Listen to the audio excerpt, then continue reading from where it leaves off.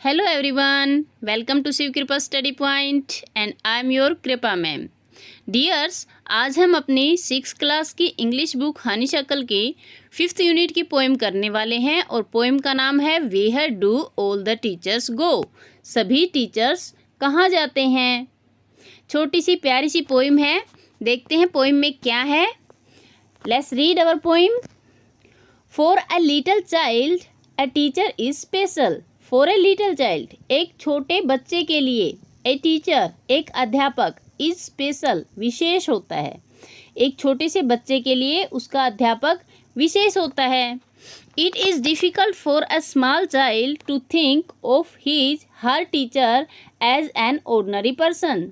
It is difficult, ये मुश्किल है, फॉर अ स्मॉल चाइल्ड, एक छोटे बच्चे के लिए, टू थिंक, सोचना, एक छोटे बच्चे के लिए ये सोचना मुश्किल है, of her his and her teacher, वो चाहे लड़का है या लड़की है, उसका अध्यापक, is as an ordinary person, कि वो एक साधारण इंसान की तरह है।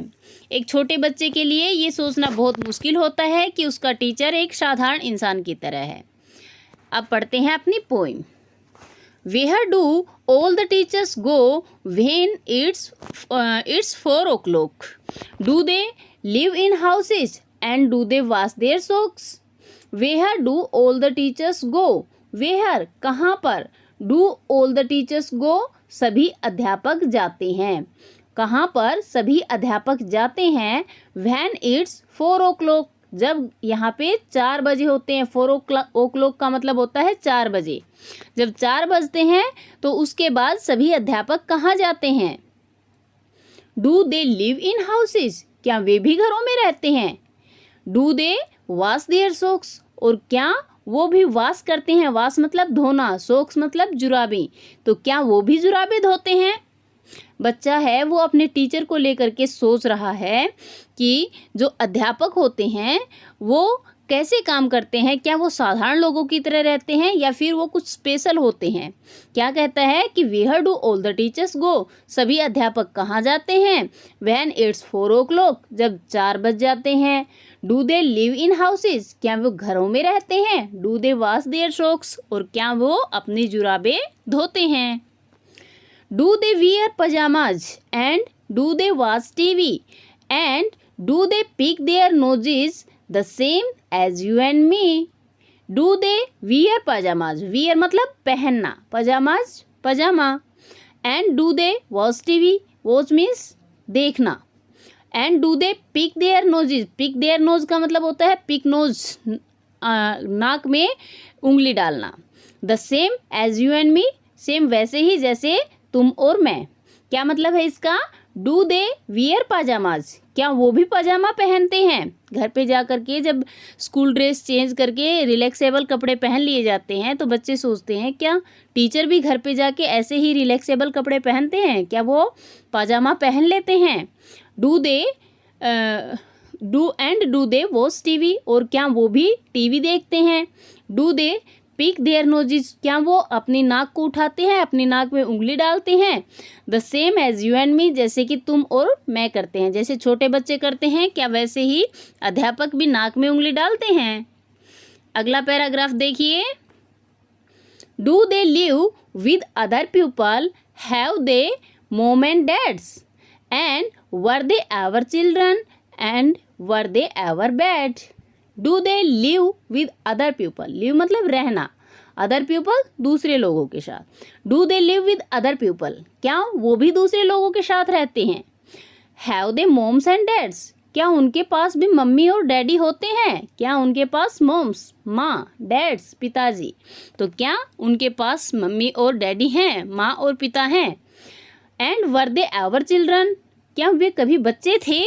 And were they ever bad, और क्या वो भी कभी बैड थे, बुरे, बैड मतलब बुरे, तो क्या अध्यापक के पास मम्मी पापा हैं, या वो कभी बच्चे भी थे, या फिर उनके क्या उन्होंने भी कभी बैड डेज बिताए हैं, क्या वो भी कभी बैड हुए हैं।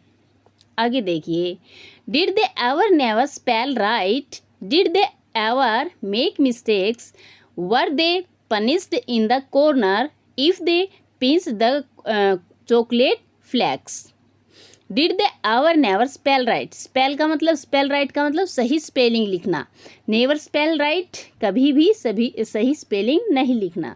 तो क्या कभी ऐसा हुआ है दे नेवर स्पेल राइट, क्या उन्होंने जो स्पेलिंग है उसको सही नहीं लिखा हो? क्या राइटिंग में अध्यापकों ने भी कभी कोई गलती की है? Did they ever make mistake, mistake का मतलब होता है गलती, मेक मिस्टेक गलती करना। Did they ever make mistake, क्या उन्होंने भी कभी कोई गलती की है? Were they punished in the corner, were they punished मतलब दंड मिलना, सजा मिलना। तो क्या उन्हें भी कभी कोई सजा मिली है? इन द कॉर्नर कोने में, कोने में मतलब जब बच्चों को डांटते हैं, सजा देते हैं तो उनको एक कोने में खड़ा कर देते हैं ना, तो बच्चे सोचते हैं कि क्या अध्यापकों को भी कभी ऐसे कोने में खड़ा रहने की पनिशमेंट मिली है? इफ दे पिंच्ड, जब उन्होंने पिंच किया हो, दबाया हो, पिंच मतलब दबाना, और चॉकलेट फ्लेक्स का मतलब होता है चॉकलेट के गुच्छों को, जब उन्होंने चॉकलेट के गुच्छों को कभी दबाया हो तो क्या उन्हें भी कोने में खड़े होने की सजा मिली थी? आगे देखिए, did they ever lose their hymns books, did they ever lose their greens, did they scribble on the desk top, और did they wear old dirty jeans. क्या है इसमें कि डिड दे एवर लूज, क्या उन्होंने कभी खोई है? ह्यूम्स बुक्स का मतलब होता है जो भजनों वाली किताब होती है उसको बोलते हैं ह्यूम्स बुक्स। तो क्या उन्होंने कभी अपनी भजनों की किसी किताब को कभी खोया है? Did they ever leaves their green, क्या उन्होंने कभी लीव किया है? लीव मतलब छोड़ा है, ग्रीन्स मतलब जो हरी साग सब्जी होती है उसको बोलते हैं ग्रीन्स। तो क्या उन्होंने भी कभी हरी सब्जी खाने से मना किया था? कभी उन्होंने भी हरी सब्जी को छोड़ा था? Did they scrub on the desktop, और स्क्रिबल का मतलब होता है घसीटना, रगड़ना किसी चीज़ को। तो क्या उन्होंने भी डेस्क का जो टॉप है, ऊपरी हिस्सा है, उसके ऊपर कुछ रगड़ा है? क्या उन्होंने भी कभी अपने डेस्क को खराब किया था? Did they wear the old dirty jeans, और क्या उन्होंने भी कभी ओल्ड पुरानी, डर्टी गंदी हुई जीन्स को फिर से पहना है?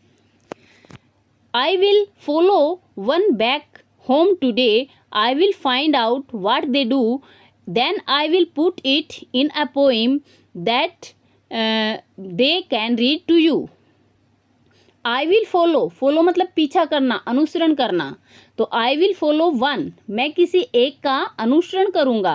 बैक होम, घर वापस जाते हुए, टुडे आज मैं घर वापस जाते हुए किसी एक टीचर का अनुसरण करूँगा, उसका पीछा करूँगा।